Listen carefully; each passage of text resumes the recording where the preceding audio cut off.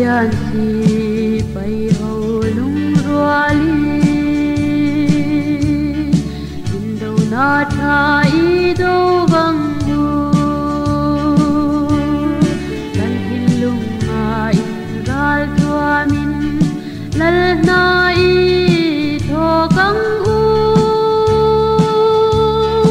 aram ta na la kho matul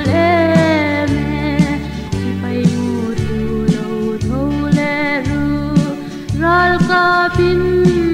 ikalang ko vel hi kan pathian ta na siam turin ilung pe ka do wanga tin ban ka phar ta sarau bo kan man nga tran pui ngai tran pui la ho vel hi kan pathian ram alo nia kan pathian si pai ho lung ruali se tu ro pui ming I pua kan lali suan hem na angam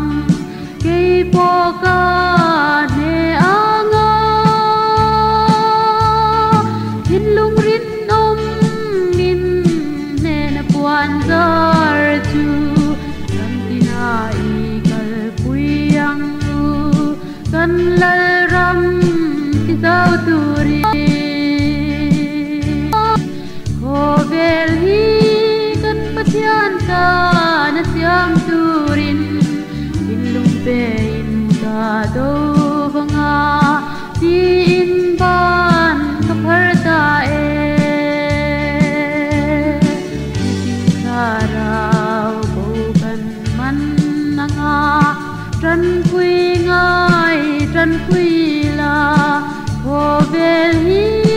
kan pathian ram alo nia kan pathian si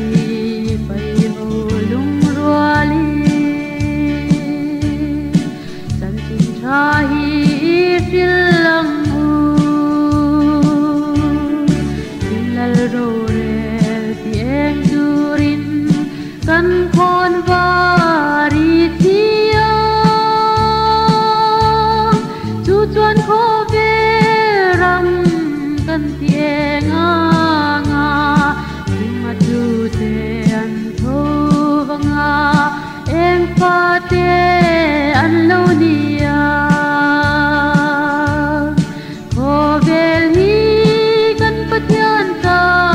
siam turin ilung pe ka do wanga tin ban ka phar ta sarau bo kan man nga tran pui ngai tran pui la ho vel hi kan pathian ram alo